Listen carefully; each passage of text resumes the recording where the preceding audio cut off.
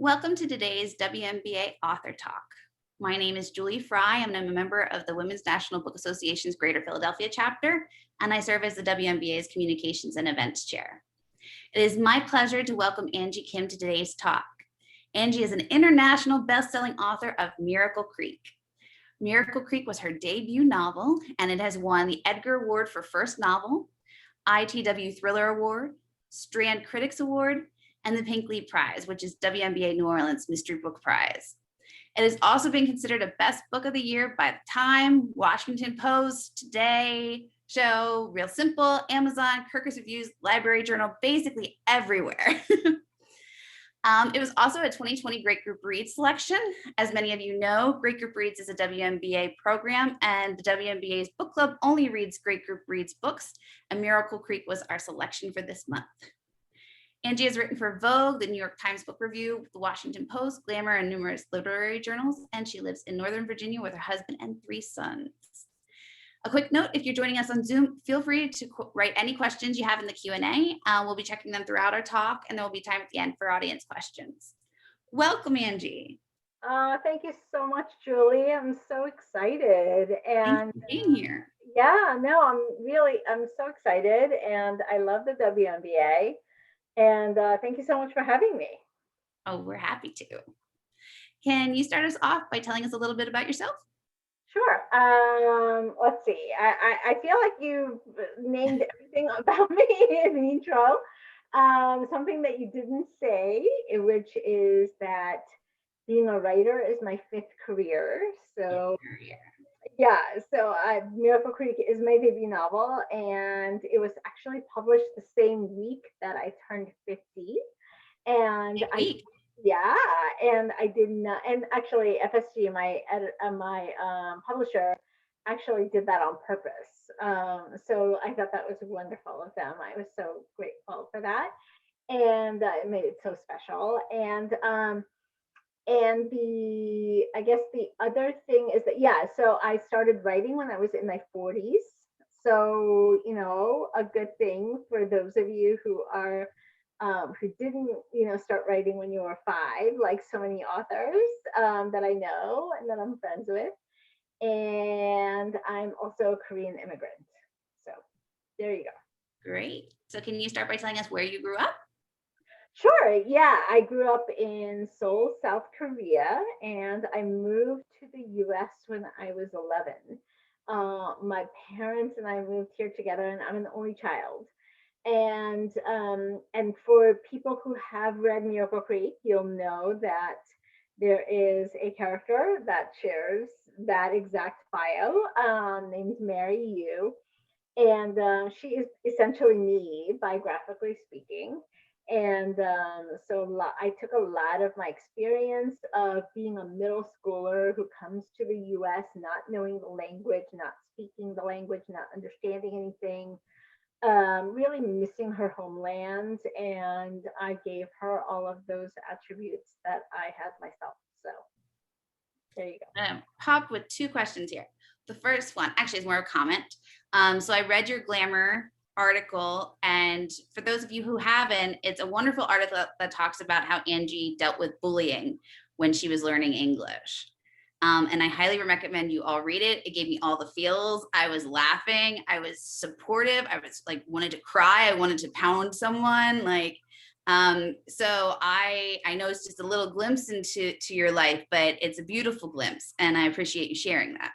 I'm so happy that you read it. It's one of the first things that I started writing when I started writing, like in my 40s, like one of my first pieces of creative writing. And it's actually humor writing. And it was a really painful time because you go from being a relatively smart person,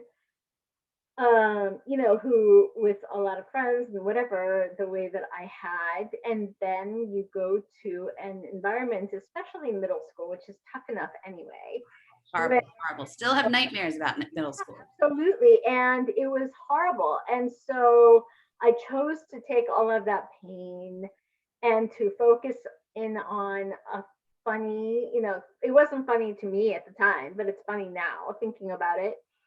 And it's about how I learned English using Sidney Sheldon novels, to basically learn how to, say English phrases, which, as you can imagine, was not a good idea. And did lead, to really funny things happening. So thank you so much for that. I'm so happy that you reminded me of that. Oh, sure. I was happy to read it.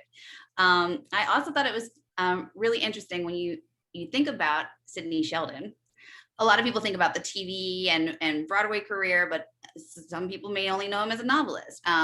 So the fact that you were reading the books and not quoting "I Dream of Jeannie" or something is very different.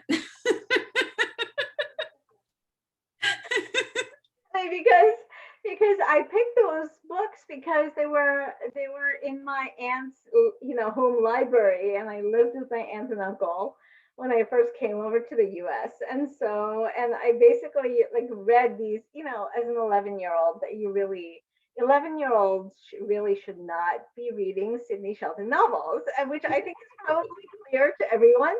But I read them using my, English to Korean dictionary that I carried around with me everywhere. And you can imagine some of the consequences that were pretty hilarious, although not, again, not at the time. No, I can only imagine. Um, I did think about it, and I did a little research, and I looked up because I knew Sidney Sheldon had won an Edgar Award, and I looked up, and he actually won the same Edgar Award that you did. Oh, really? Yes.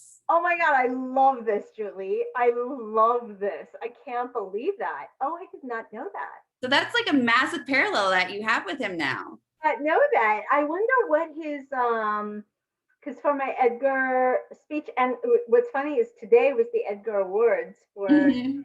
2020. What year is this now? 2020. 2021. And I was thinking about my speech last year, which I had to pre-record, not knowing if I had won or not. We all had to do that. Oh, It's just not as fun, right? no. But I talked about my Edgar Allan Poe book, which I still have in my writing, from Korea, that I was one of the few books that I was allowed to bring over. And Mhm. talked about how much I sort of appreciate mysteries and their structure, because I basically read those books over and over again. And when Mhm. you read a mystery, usually people read them once, to get the mystery, and then you get the answer, and then you just sort of move on. But because I brought over this collection of mysteries from Korea, and that was all I could read because I didn't know any English, and those were the only books that I had in Korean, I got to sort of really deconstruct them, and I got to really, analyze them, because I had to read them over and over again. Because again, those were the only books that I could actually understand and read and comprehend. And I think that does something to your appreciation of a particular genre or a particular structure of books and story architecture. So that's really meaningful to me, and I love that you found that out about Sidney Sheldon. I'm gonna have to look that up and see which book it was.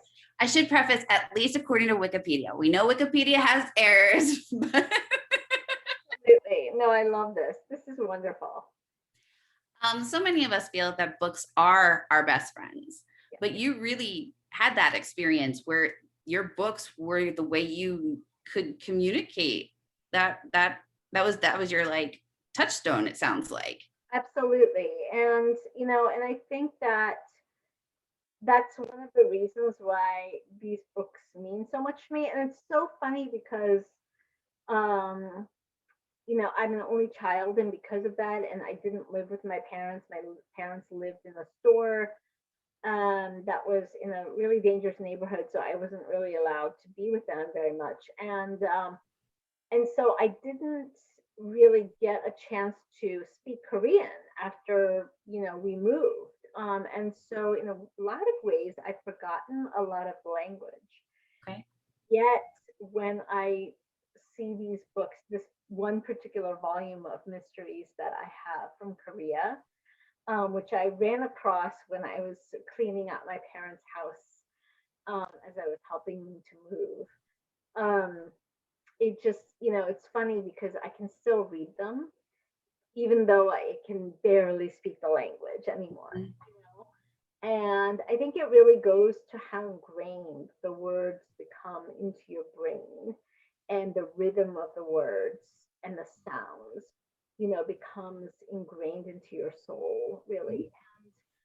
So it was a really cathartic experience for me to sort of go to my parents' house and see that. So, and the Edgar Allan Poe one, which is the Black Cat, which has the Black Cat story, and the illustration on the cover, is actually one of the books that I always keep with me in my little writing nook by me. That's great. Yeah. Were mysteries and things like that the only genres you really appreciated? Or as you learned to read more English, did your taste broaden, or has just mystery and crime thriller been your thing? No, it hasn't always been my thing at all. And even in Korea, it wasn't really my thing. And in fact, I wrote an essay for Vulture magazine, for New York Magazine, that talks about this, and about how I'm not sure why I have this particular set of mysteries from Korea. Like, I think that they're really beautifully illustrated hardcovers, and we were really poor, and I wasn't allowed to have books, because I mean, not that my parents loved books and I loved books. I was an avid reader, but we lived in one room. So we were really poor in Korea. So we lived in one room, all three of us, and and so we didn't really have furniture. Like, everything was collapsible. So, Mhm. you know, we didn't have beds. We had bedding that you could roll out, Right. for sleep.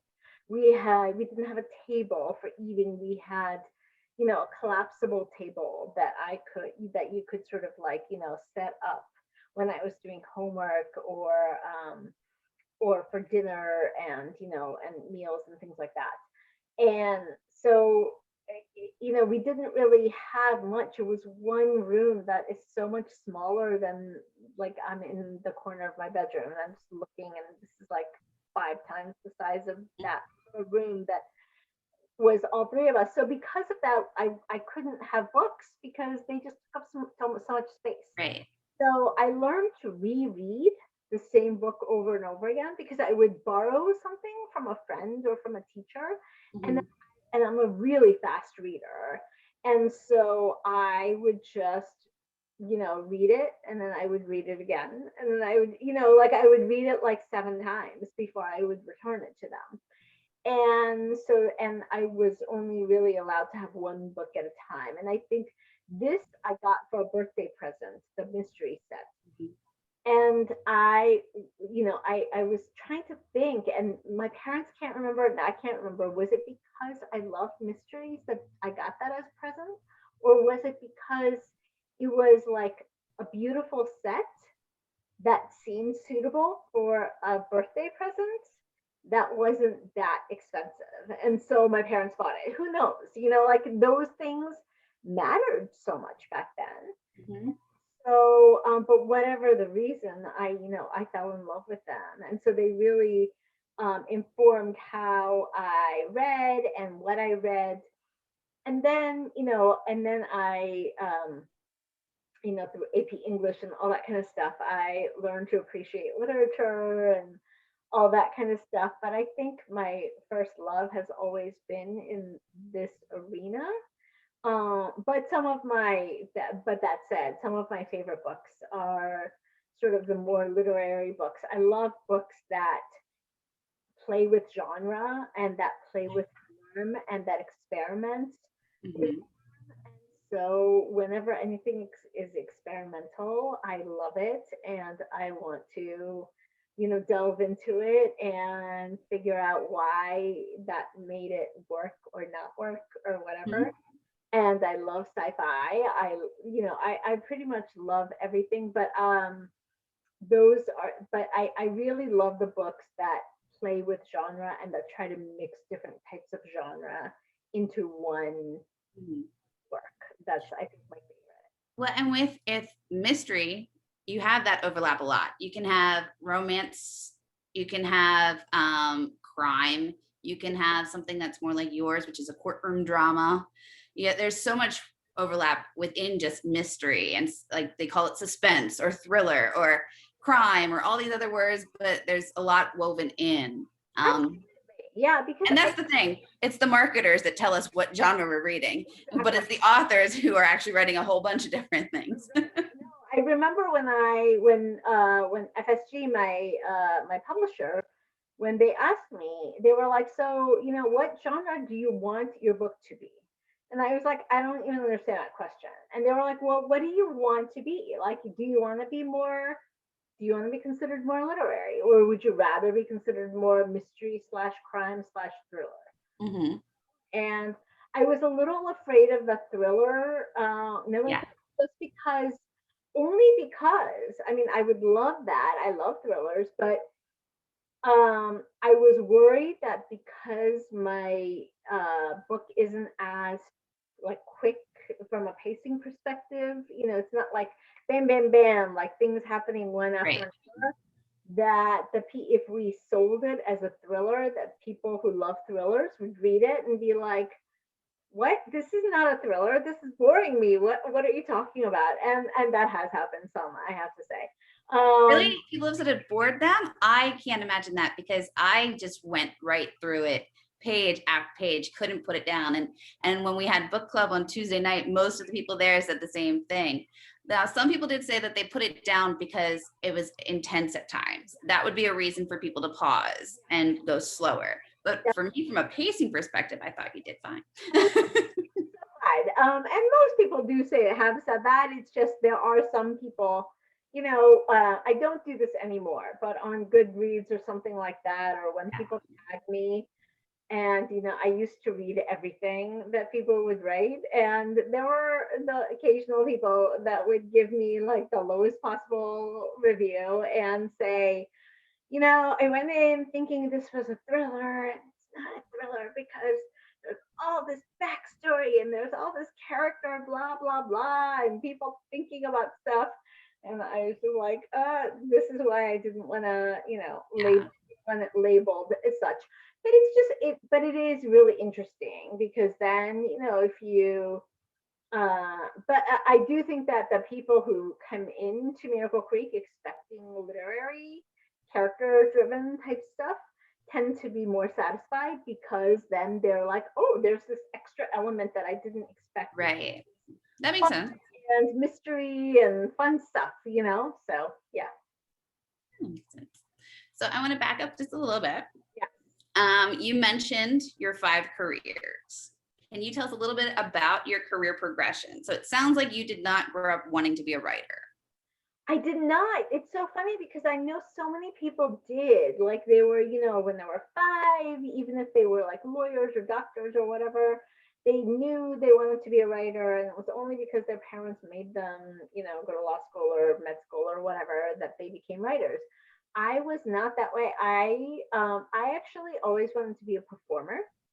Okay. Um, so I went to performing arts uh, high school in Michigan called Interlochen Arts Academy, which does Okay. have a wonderful creative writing department, and some amazing writers have come out of that program. But I was not one of those. I was a theater major. I was a double major in theater and piano, so music and I was theater. theater too. Oh, oh, I'm so glad, Julie. Okay, but and I was like musical theater, and in college I did a cappella and we toured and it was so much fun. And I had a couple of friends who were creative writing majors in both high school and college. And I remember not understanding, like, why would anybody want to be a writer? It seems so boring.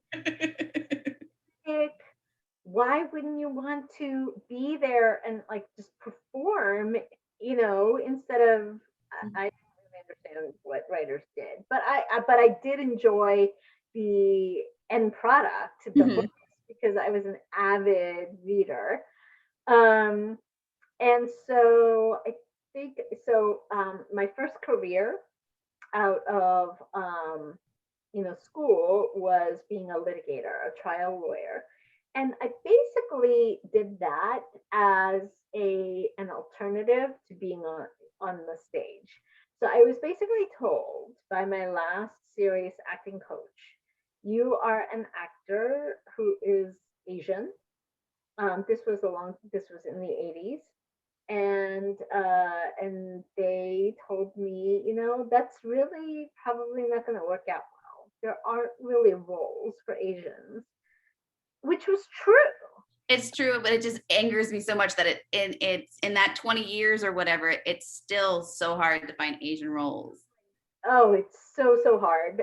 It's gotten so much Unless better. you have The King and I, Right. Well, Miss Saigon. or Miss Saigon. Oh, I remember when Miss Saigon came out, I was so excited, and I realized all the tropes and all the problems with the storyline. But even so, I was so excited because we had Leah Salonga, and I was like, oh, I could have been. Yeah, I couldn't have been Leah Salonga. I wasn't talented, and I think that my theater coaches, looking back, I think that it was because I wasn't very talented that they were being kind to me and like basically telling me something that would be acceptable, like that would be less harsh than saying you're just not that talented. But I maybe don't not. know. Is it less harsh? I don't. I I, don't know. I think back at in those days, it seemed less personal. It was just sort of Mhm. like, oh, come on, you're Asian. You can't make a living. Like, what are you thinking? Like, you're smart. Go to Stanford, which is what I did. And I did, and I was in an a cappella group, and I had fun and whatever. But I chose to go into and be a trial lawyer because to me that was sort of like the next best thing. You're performing in a way. There's a performative aspect to being in Mhm. the courtroom, which was my, like, not surprisingly, my favorite part. I loved being in the courtroom. I loved, like the opening and closing arguments, and I loved objecting. I loved, standing up and being all like indignant about things. I loved trying to trap witnesses and all the things that, I got to do in Miracle Creek in the scenes, except much more easily because I could make the witnesses do whatever I wanted them to do. Yeah. So it was really wonderful from that sense. And I really think that's why I went into law in many, many ways because of that aspect. Unfortunately, and I didn't know this when I decided to go to law school, that's like 5% of your career and of your day to day life. And so I hated the other aspects. And so I very quickly got out. So that was like number one career. And then I went into management consultancy. I was at McKinsey, and so I learned to sort of transition over into business. And then I was a .com entrepreneur during the heyday. So that was fun, but very stressful. And and I was actually in my third trimester of my first pregnancy for my first child when I had to lay off, personally lay off like 400 employees. So that wasn't fun, when the .com sort of Right. bust happened. Crash.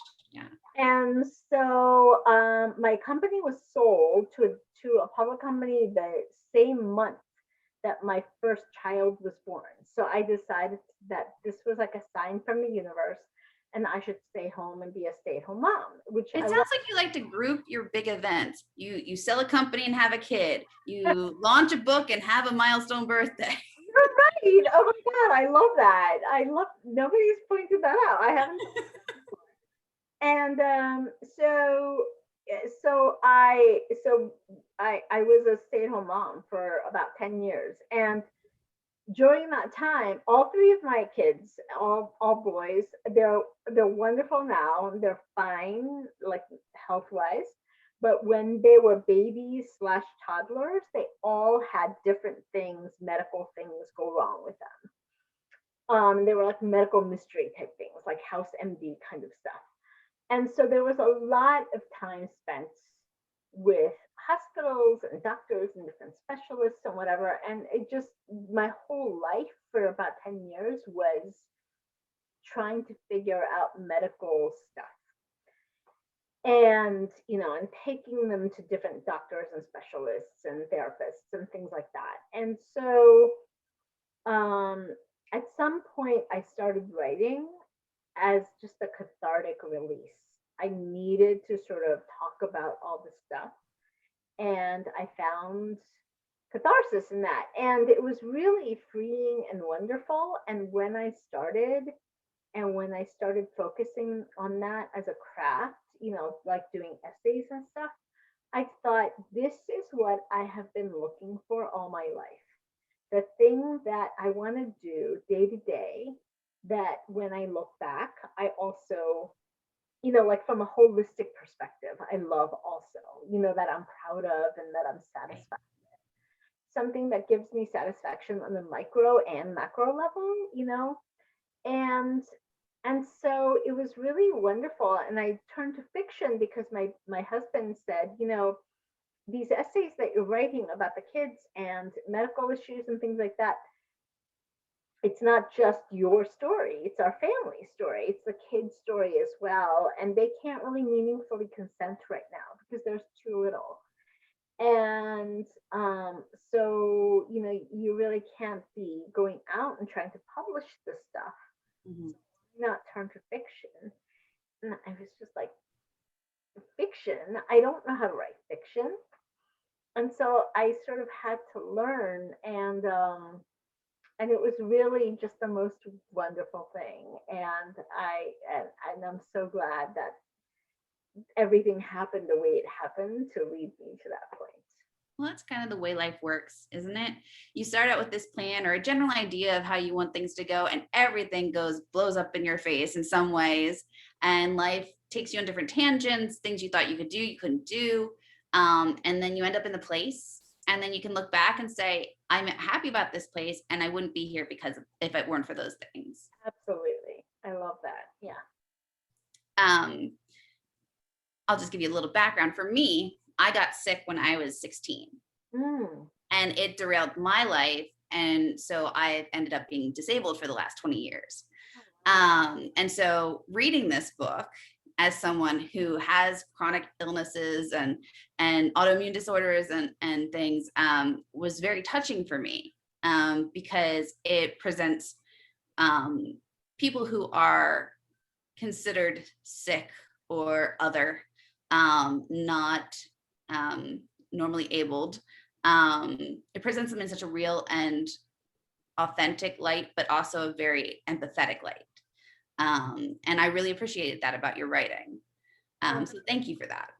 No, thank you for that. I'm so touched by that, especially since I hear from a lot of family members of people who are special needs or have disabilities or chronic illnesses.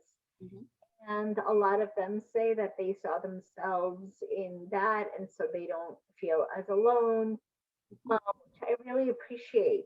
But and there have been some people who have reached out who have disabilities and chronic illnesses themselves, but that has been a little more not as frequent, I think, because I don't feature any of their voices directly in this particular novel, because it was meant to be more about, Miracle Creek was more meant to be about parenting sacrifices and the things that, the families do for the children. And whereas the novel that I'm writing now is more focused on sort of the children, like both siblings and themselves part. And so, and I had always meant for them to sort of go in tandem together, but of course people don't know that. So then they, read Greek and they are like, well, you're only focused on the parents and, not on giving voice to the disabled characters themselves. And I had to sort of go, okay, if only I could write faster and, they've been released at the same time, you would know they were sort of meant to go together. But yeah. Well, I think it's great that you do showcase parents in throughout the whole book. It really is in ways an homage to parenthood. Right. And the sacrifices that parents experience, especially when they have children with different needs. And well, before we go any further, I'm not sure which section you wanted to read. Is that one that relates now, or is there a specific section later you'd like to talk about that? We could, it's up to you. I will let you choose, Julie. I could read from the beginning of the novel, Mm-hmm. like a couple of paragraphs, a tiny bit longer, or I could read the section, a couple of paragraphs from Pak Yu's section, which is more about the challenges of the immigration and language. Let's go with that one. Okay. All right. Cool. And there are, just so people know, there are 7 POV, point of view characters in the novel. So each chapter is a different character. And this particular one is from Pak Yu, who is a Korean immigrant father. And he is also the owner of a business that is the one that sort of blows up in the beginning of the novel, literally. Okay. Pak Yu was a different person in English than in Korean. In a way, he supposed it was inevitable for immigrants to become child versions of themselves, stripped of their verbal fluency and with it a layer of their competence and maturity. Before moving to America, he'd prepared himself for the difficulties he knew he'd experience. The logistical awkwardness of translating his thoughts before speaking, the intellectual taxation of figuring out words from context, the physical challenge of shaping his tongue into unfamiliar positions to make sounds that didn't exist in Korean. But what he hadn't known, hadn't expected, was that this linguistic uncertainty would extend beyond speech and, like a virus, infect other parts, his thinking, demeanor, his very personality itself. In Korean, he was an authoritative man, educated and worthy of respect. In English, he was a deaf-mute idiot, unsure, nervous, and inept. Pablo. This was the thing he regretted most about their move to America, the shame of becoming less proficient, less adult than his own child. He'd expected this to happen eventually, had seen how children and parents switch places as the parents age, their minds and bodies reverting to childhood, then infancy, then non-being, but not for many years. And certainly not yet, when Mary still had a foot in childhood. In Korea, he had been the teacher. But after his move, when he visited Mary's school, her principal had said, "Welcome. Tell me, how are you liking Baltimore?" Hawk smiled, nodded, and was deciding how to answer. Perhaps the smile nod had been enough. When Mary said, "He loves it here, running the store right by Inner Harbor." Right, Dad? The rest of the meeting, Mary continued speaking for him, answering questions directed his way, like a mother with her 3-year-old son. Beautiful. Thank you so much. Thank you. So there's a lot to unpack in there.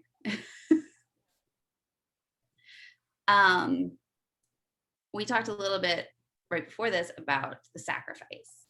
Yeah. But this passage really shows the shame that one of the characters feels. Yeah.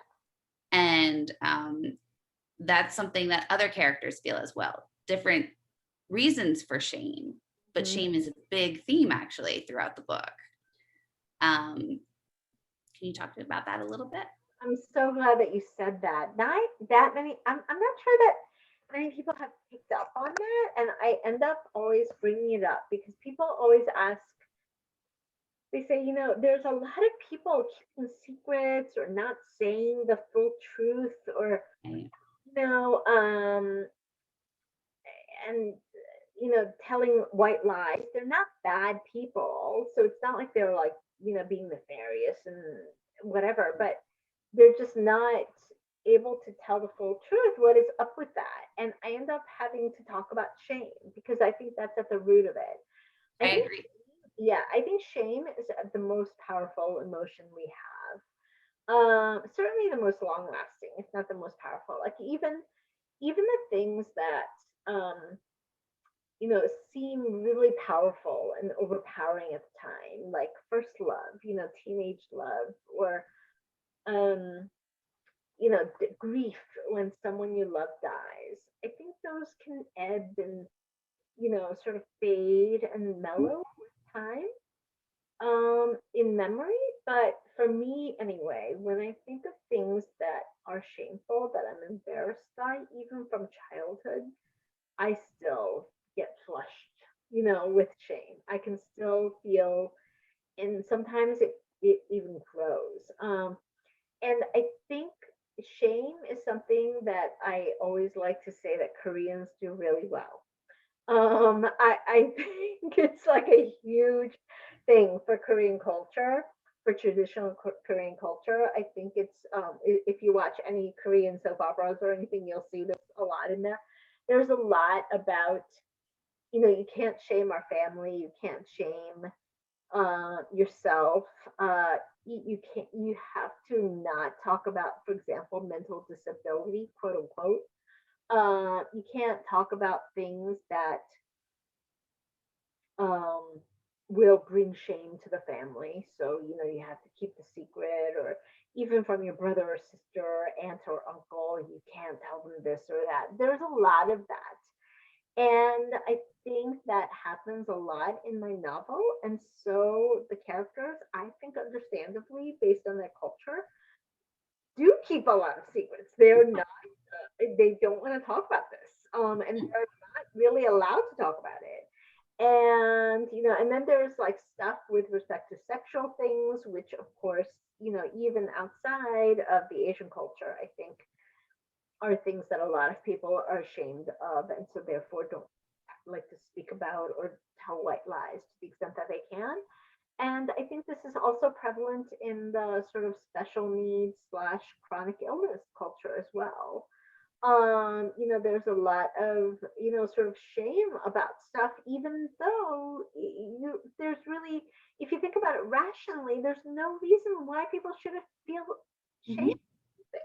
and yet it persists.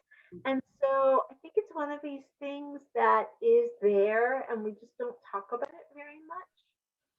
And but when that's there in sort of a culture or subculture, I think that's when we get a lot of the misunderstandings and a lot of the hiding of facts, and the white lies, and that kind of stuff. So I think those go hand in hand. So I'm so glad that you asked about that, Julie, because Sure.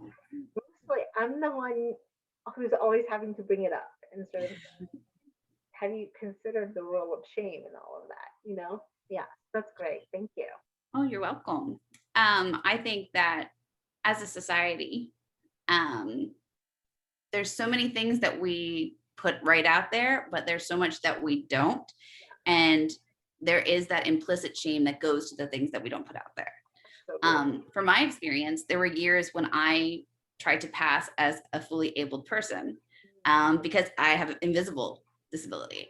Exactly. No one can tell looking at me, you know? And when I'd have to meet someone and they'd be like, well, what about this? And I'm like, I might tell a little white lie, because there was this sense of shame that I was different and that I couldn't measure myself with where they were and keep pace.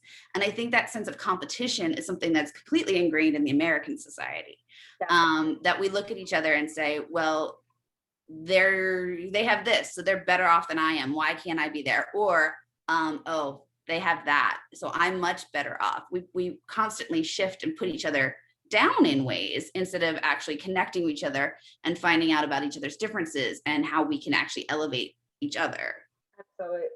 And I think that's so well said. And I think that's the kind of that sense of competition, but also cooperation Mm-hmm. kind of thing that I think I try to highlight, because I think it's so important to try to understand how we exist alongside each other. and how we connect, Yeah. especially in the world of people who feel different and want to fit in. Mm-hmm. And we all do. We Yeah. all want to fit in. No one knows what fitting in exactly means, but we all want it. And there's so many different facets of it. Exactly. Yeah. Yeah. Yeah. One thing I read was that the book, you had a specific working title that kind of goes along with what we're talking about. Yeah. Can you share that story? Oh, are you talking about bonbons with blue? Yes. Okay. So yes, so my first working title was bonbons in blue with bonbons with blue submarine. No, wait, bonbons in blue submarine, and it comes from the fact that I actually did HBOT, which is this experimental chamber, oxygen chamber that for patients and their family members can go inside to get this treatment, this experimental treatment for things ranging from infertility to cerebral palsy and autism. And I did one of these group treatments for my son who had ulcerative colitis, and he was 4 at the time. And up until I did these treatments, I was feeling pretty sorry for myself and for my family. And because we had, I had 2 kids at that time, and they both had medical issues that we couldn't figure out and whatever. And it was really a challenging time.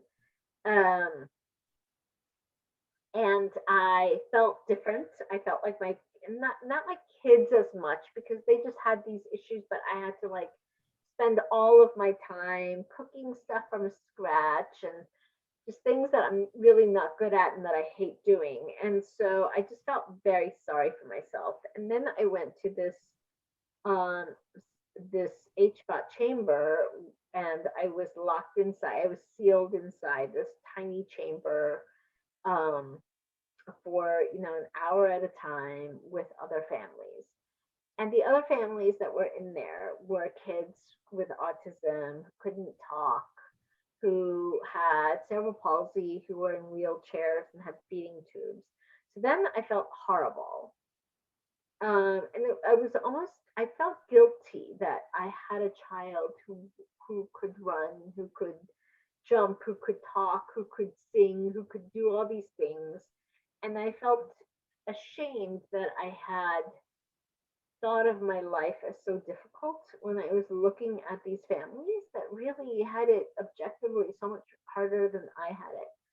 So one of these other moms, who was a friend of mine, and she did not mean this to be mean in any way, but she said to me a couple of times, I don't know why you're doing all this. If I had a kid like yours, I would just lie around my couch all day and eat bonbons. And it really stuck with me. She said it like a joke, and I laughed, and I was like, yeah. But it really grated me because of this guilt that I had already been feeling. Sure. And yeah, so when I wasn't a writer at that time, that I did these treatments, but later when I became a writer and I thought about writing short stories and things like that, I started writing this story called Bonbons in the Blue Submarine, because our oxygen chamber looked like a submarine. My son was like, "That's a submarine," thinking yellow submarine. Mhm. So it was our blue submarine. We used to go around singing like "We all live in a blue submarine," but we sang it in blue. Um, and and it was really, and I remember thinking, okay, I have to write this as a short story, and I really liked that as a title. But then it just became too expansive, and so then I decided to try writing it as a novel for my first attempt at a novel. And then sort of quickly changed the title to Miracle Submarine, which was the name of the HVAC chamber in my novel.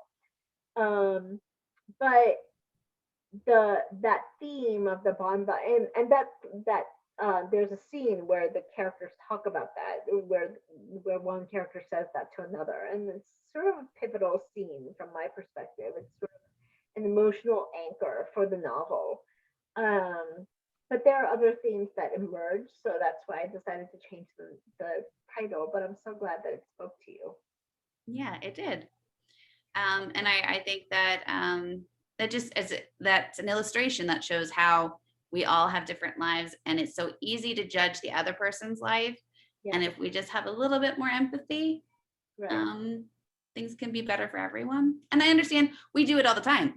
I have biases out the wazoo, biases I probably don't even know about. Right. And it's so easy to judge people, especially when we know people in certain situations. If people are not completely immersed in our lives, it's so much easier to see them in that situation and not have context for the rest of their lives. And I think that's something that your book shows, that there is a need for context. And I love that you use the 7 different point of views to show that context. So let's talk a little bit about how the heck you kept that straight. You had 7 different points of views, plus you had other characters in the story, but how did you know what everyone was saying? How did you know that you didn't reveal something to one character before they knew it? How did you just do it? I can't imagine the amount of work, unless you have some amazing like visual brain that can like keep everything straight. Are you like a catalog or an index inside of there? I'm definitely not, but and I didn't know anything before I started writing. I discovered things as I wrote.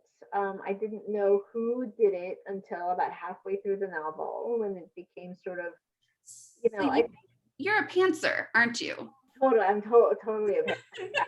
I would love to think of myself as planner, and I think in the beginning I thought maybe I could be. I did have like a one-page outline, but like the outline said things like, at the ending scene is like, we find out who set the fire, and like I didn't know who set the fire. I knew we should, know that, but it really wasn't helpful. But yeah, so I figured things out as I went along, and it was very organic in that sense. And the 7 characters actually helped me. I'm writing my second novel that I'm writing right now is from one POV, which is very satisfying in some ways, but very difficult because when I get bored with her, or with the scene or whatever, I can't just like cut away and like go somewhere completely different across the county or whatever, So it's actually a lot more challenging. It's sort of like being in a monogamous relationship. Like you have to stick with it through the hard parts, even when it gets like a little boring or a little weird or like you're mad at the other person or whatever. You have to still like Mhm. to it, which can be hard. And so I'm learning about the challenge of that now. And I've decided that actually having 7 POV characters, I believe, is easier than having one. So So, interesting. but what I did was once I was done with my first draft, and by first draft, I don't mean it wasn't like I revise as I go along. I revise at the scene or chapter level as I go Okay. along. And so it was pretty polished by the end, but it changed a lot because structurally it had to change. Because once I knew who did it and how and why and all that, I basically ended up doing a very detailed outline with like color coded by character, each character being a different color coded chronologies and timelines. And I'm a very visual person, but so like all these things up on my wall that I had to sort of like cross stuff out and be like, okay, well, that can't go here because that person couldn't have been in this location at Right. 7:17. although possibly by 719, like that kind of stuff. So yeah. How long did it take you to write the book? A couple, 2 years for the first draft, 6 months before I started the 2 years of writing. So like 6 months of like free writing, thinking about the novel, researching stuff like that. And then after the 2 year first draft, by which time, like as I said, it was pretty polished, but stuff needed to be restructured and whatever. About a year of revising and editing and make it was, I think the first draft was 145,000 words and it needed to get to around 110,000, so Mhm. a third, a quarter out. I did, and I didn't cut any parts out, so I had to do it like I had to basically cut like a word out of each sentence. Gotcha. Yeah, which is actually a really good exercise. I really recommend that highly for writers. Is this exercise of going through your manuscript and cutting like 2 words out of each line of text. Like 12 fonts, Times New Roman. It's really unbelievable how much that tightens. So Did you find yourself changing a lot of passive voice to active voice? Because that can take some wordiness away. that I did a lot of that, and also like a lot of things like taking an adjective noun and finding a noun that was a little more unusual that didn't require the adjective, and Right. saying adverb verb, like Yeah. finding a different way to say the verb without needing that adverb. And it just really is unbelievable how much stronger that makes it. Taking out all of that and Yeah.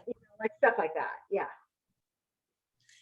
Um, so you mentioned earlier that writing about your children's health experiences was cathartic and that transferred into the beginning of the book within the book. Mhm. Um, were there ways that it was also very painful because you were going back and reliving some pieces of your past maybe that you hadn't fully explored? Yeah, I mean, yes, in the sense that I think the character that was the hardest for me to write was Mary, who is the character that is closest to me. Mhm. I think, they say that you put a lot of yourself into your first novels. Yeah. I obviously did here with immigration and the HBOT experience from the parenting, and the litigation experience, the courtroom scenes. And I think the parts that were most freeing and fun to write were for the characters that I didn't have any investment in, like from an emotional perspective. That makes sense. That and Janine. Like I don't know Mhm. any people who are like them. They're kind of awful in a fun way. They're complex too, I hope. But um I didn't feel any obligation to them, or to their experiences because there weren't any. Like I was just making them up. Mhm. Um, Whereas I think the characters that I felt closest to were Mary, because she's basically me, and Elizabeth, who's the mom who's on trial for murdering her son with autism, um and so I felt very close to them, and I think I'm hardest on them. Mhm. Think the things that they think about themselves and the things that happen to them are a little harsher than things that happen to other characters. And maybe if I had been more cognizant of that at the time, I wouldn't have done that. And it's only through like discussions like these and the interviews that I've done with other people and book clubs and things like that that I've come to realize this. And so now I can totally see that I was really hard on them, and that it was really hard for me to write. So yeah, I think it was, I think it is, and which is why I think memoirists are just unbelievable. I don't understand how they can do that. I've written essays about, like the glamour essay, Mhm. and and that's more of a, and I in on that one I escaped through humor, but There are some other ones that I've written that are memoir about that time period with my relationship with my mom that are a lot more sort of like emotionally laden that were really painful. And but at the same time, I'm glad that I've done it because it is cathartic. Yeah. Yeah. How did your mom and your dad respond to the book? So my dad is sort of like Pop in that he doesn't really speak. Uh, Hmm. no, he's kind of this like the brooding silent type. But when I sent my galleys to them, my advanced reader copy, my mom told me that he read the book twice in the first week. Wow. Um, using his English Korean dictionary. And so that sort of, he never talked to me about it. He never told me what he thought, but that's sort of said what I needed to know. My mom didn't say anything about it for the longest time. And she's a fast reader and she's an avid reader. So I sort of was like, I don't know what's happening. I don't know why she's not reading, why she's not saying anything. And one day, like after a few months, she called and she was crying and she said, she asked me to forgive her for everything that we went through. And, so I told her, it's, it's fiction. It's not really real. But of course it was, and it was based on her experience and she could see that. So it was really good too. So it was really cathartic from that perspective. Yeah. So you're glad that you wrote the book. Oh, definitely. Yeah. That's good. That'd be a horrible feeling, I think. You could go through all this and then you have to promote a book that you actually are sorry you wrote. So No, I'm so glad that you're having a no, positive I'm so experience. happy. No, I'm really, really happy that I did. And I mean, there are things that, some people say about, especially about the kids with disabilities and things like that, I get defensive about. And hopefully I will address in my next book. But, Mhm. uh, but for the most part, it's been really wonderful. So, yeah. I have one more thing I want to talk about, and then if you're okay, we'll start hitting some Ah, questions. Okay. definitely. Um, so we haven't talked yet about the fact that racism is a big thing throughout the book. Yeah. Um, as an immigrant, I'm sure you've experienced a lot of racism. I have immigrant friends who have said that they've lived in multiple places around the world where people don't look like them, but they've never experienced racism like they have in the US, Mm, which is horrifying. yeah. It's a very real problem we have. Definitely. Um, Conversation has changed a bit lately, and that there's a little bit more focus on the fact that Asian Americans are often the victims of hate crimes and just a lot of bigotry and harassment in general. In your book, you do have experiences of one of your characters that goes into how fetishization and violence to Asian women is a very legitimate thing. Yeah. Um, Writing that, what was the biggest takeaway that you wanted people to have? I mean, there are. I'm not sure about the biggest. There were several That was things. poorly phrased. Sorry. Not at all. It's just it's funny when I think about things like that because when I was writing, I think as a fiction writer, some people might feel differently, but for this book at least in particular, I didn't really think about sort of themes and like things that I did want them to take away, but I think that they were there. I think that they were just not things that I thought about intentionally, but obviously were there subconsciously. And as an Asian woman who's experienced some of these things, I talked about the fact that I marry you, the teenage daughter who's the immigrant, Korean immigrant, is very much based on my character. And I wrote about this for the first time recently in an essay for the Washington Post in response to the shootings in Atlanta. Um, but something that she experiences, which is a sexual assault, is by an older man, is something that is based on a personal experience of mine. So that's biographical as well. And I think that that's the kind of thing that it's astounded me, that especially with the recent shooting and other violence against Asian Americans, that I am astounded to find that pretty much every Asian woman I have talked to has experienced something similar. And it's horrifying. Mhm.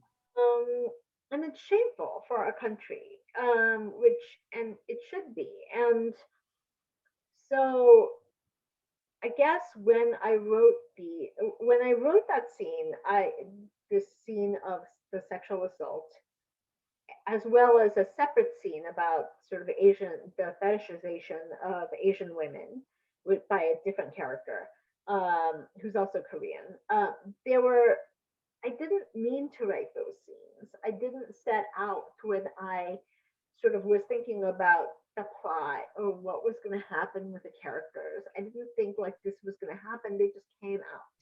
And again, I think that's a product of the fact that when you're writing, especially your first novel, a lot of stuff that really has sort of you've been obsessed with in your life and that have touched you very deeply, um, do come out, even if you don't mean for them to. And I think that's what happened to me with these. And, and having gone through a lot of these conversations, I think one of the reasons that I had, for example, the teenager who has the sexual assault and there isn't really a satisfying outcome for the man in the situation. I mean, I wanted that to be the case. It's not Yeah. like I forgot that, to have a consequence for that. It's not like I sort of thought, yeah, that's what I think justice looks like. It's that I think that's what happens. Yeah. What happened to me. That's what happens to other people that I know. That's what happened certainly before Me Too, but it happens today. And for all the people who complain, and there are so many, like almost every book club I start, people are like, I don't understand why nothing happened to punish the man who did, but, and I'm just like, what do you think would happen? Yeah. Like, in our world, especially if this was 10 years ago, but even today, let's say I set this in 2019. Mhm. Does anyone realistically think is going to happen as a result of this sort of Me Too kind of thing? Like, I just don't understand people who think that like I should have. So anyway, so I think that is my point. My point is that this kind of stuff happens all the time, and if people get upset that nothing bad happened to the guy as a result, good. That's what I wanted Yes. to happen. I wanted people to realize this kind of stuff happens, and I wanted them to be outraged, as I am, as I hope all the people who read this are. Yeah. And I appreciated that. I thought it felt very authentic. And I think it would have, I often read romance novels because I want to have a happily ever after, but life is not like that. Right. And when we read books, we need books that also reflect what life is really like. Right. And I believe that your book did that. Did you realize that your book was a call for empathy in the world? I I didn't. I'm not sure that I did. Do you now?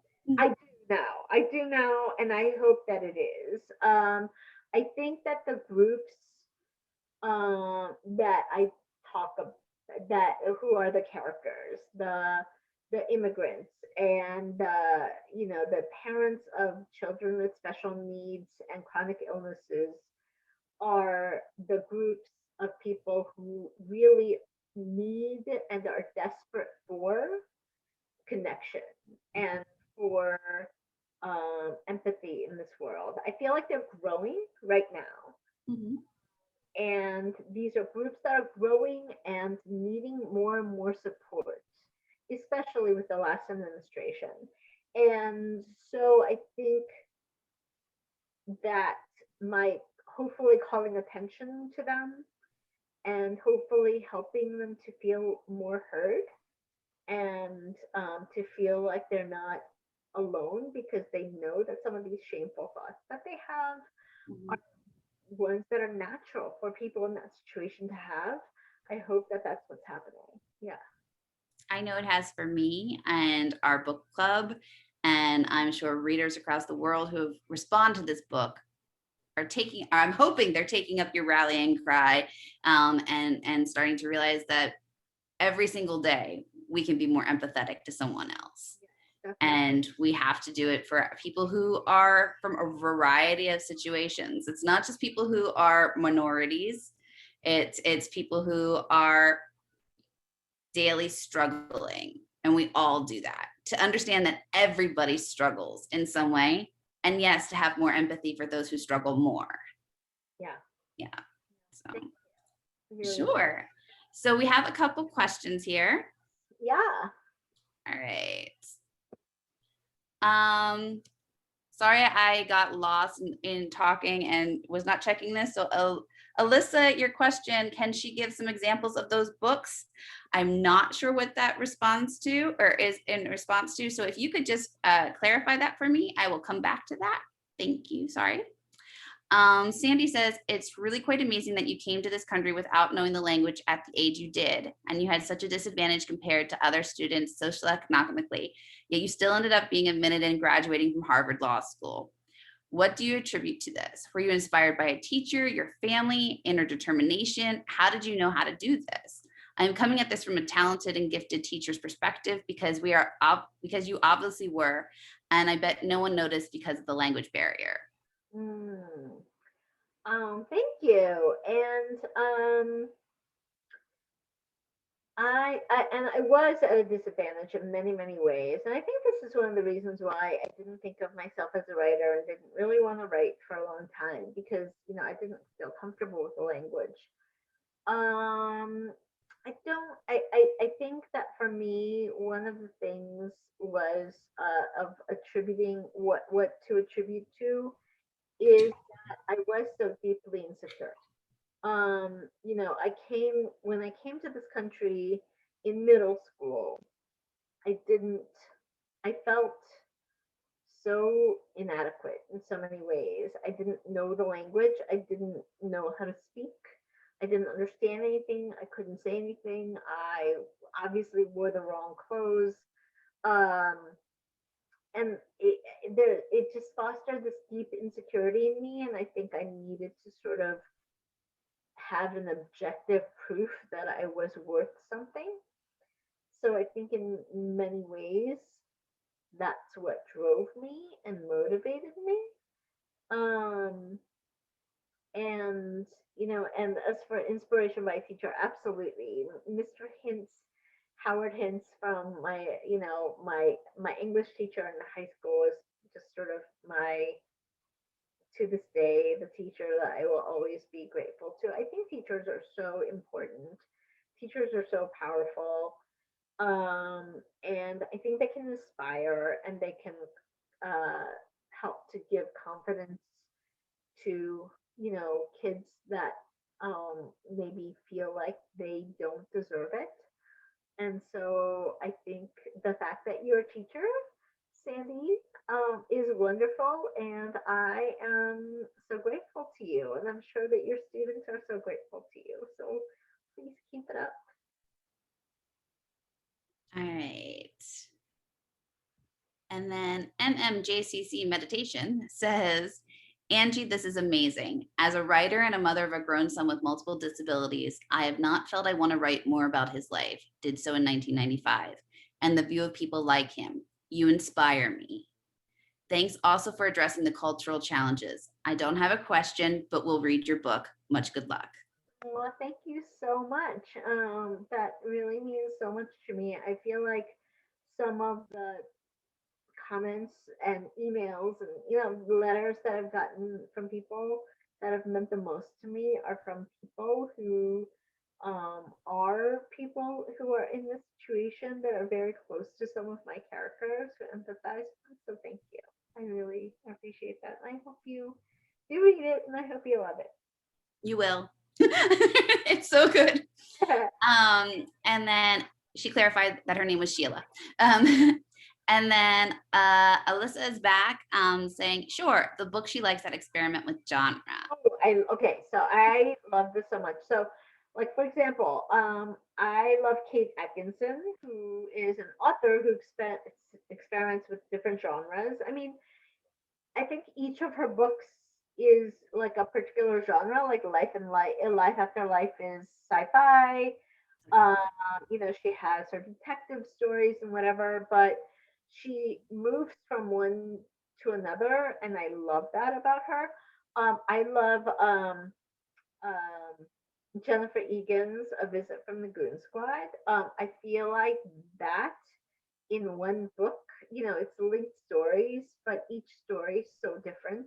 There's like sort of a more futuristic PowerPoint one, and then there's a second person historical fiction one, and then there's like one that reads like a New Yorker short story because it is, and like stuff like that. So there's just so many different forms and voices that she plays with in the same book. And I love that she feels like she can do that.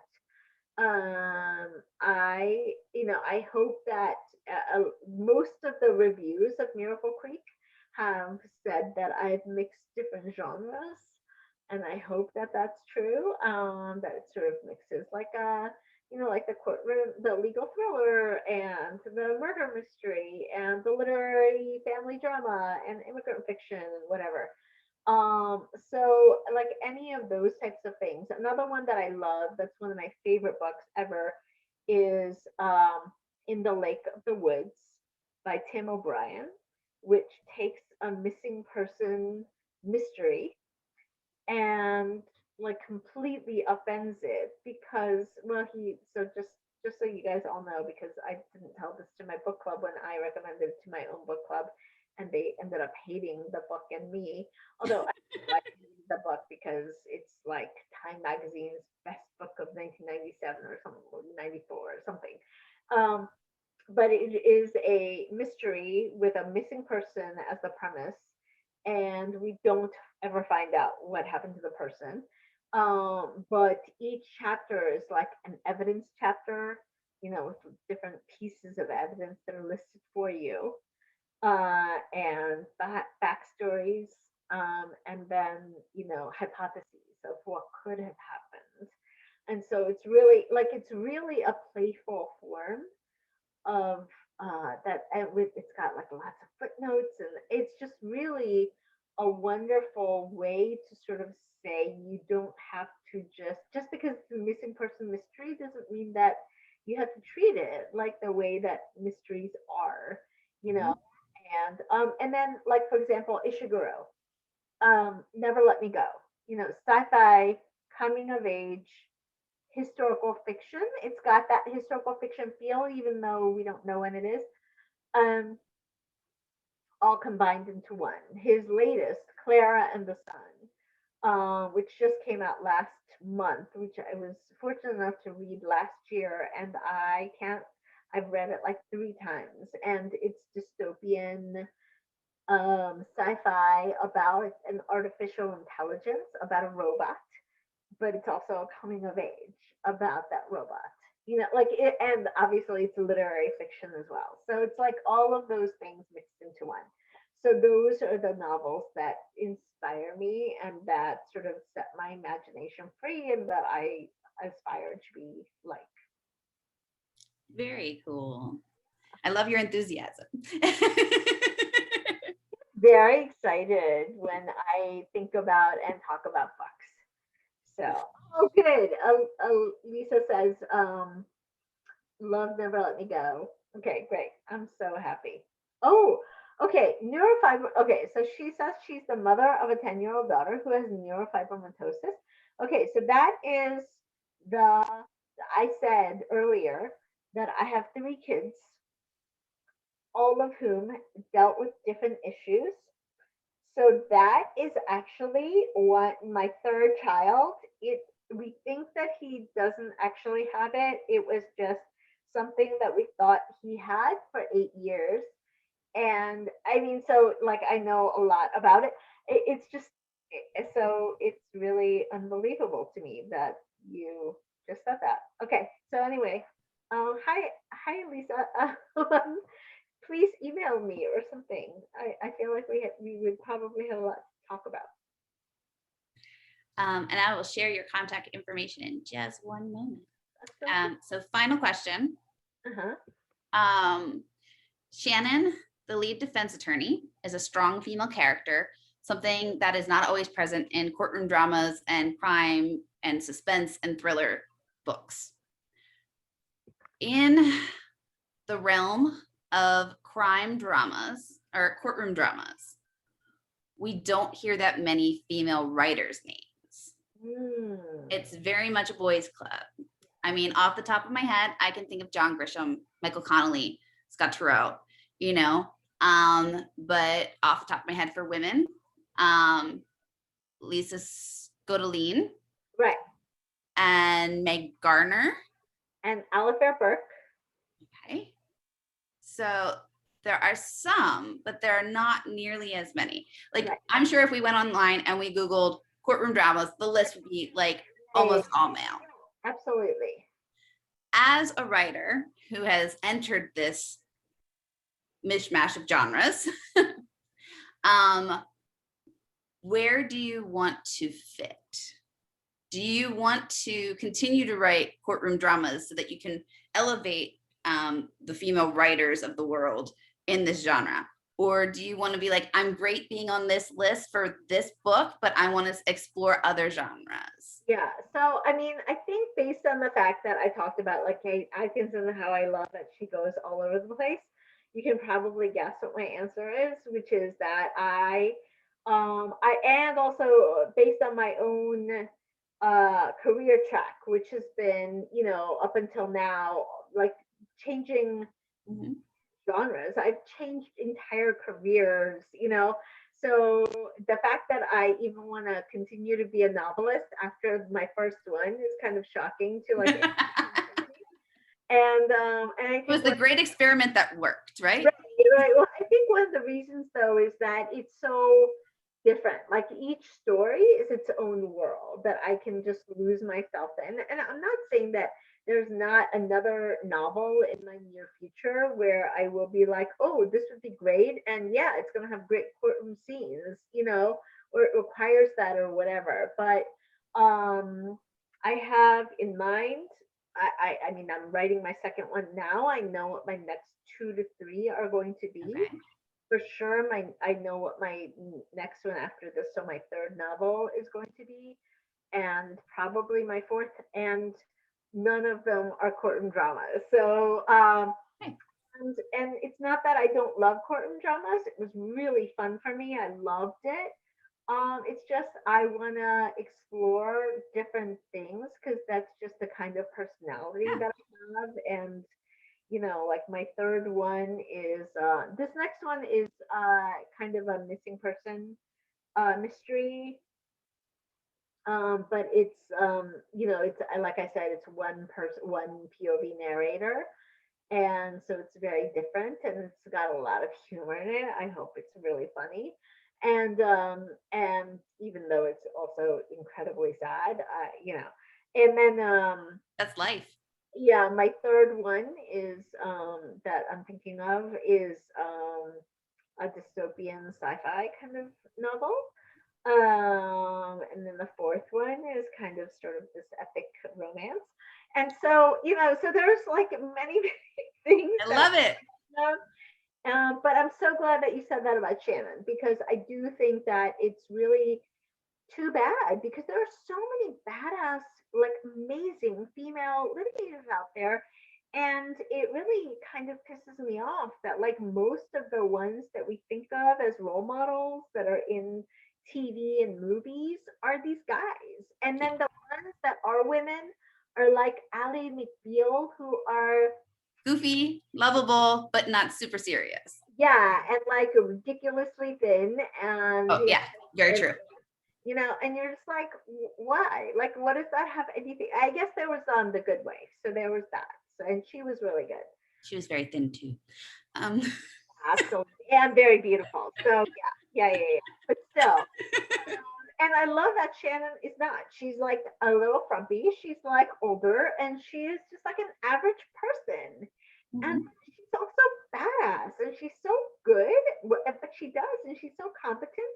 And I love that about her. And I wish, the Ninth Circuit Court of Appeals, for which is sort of like on the West Coast,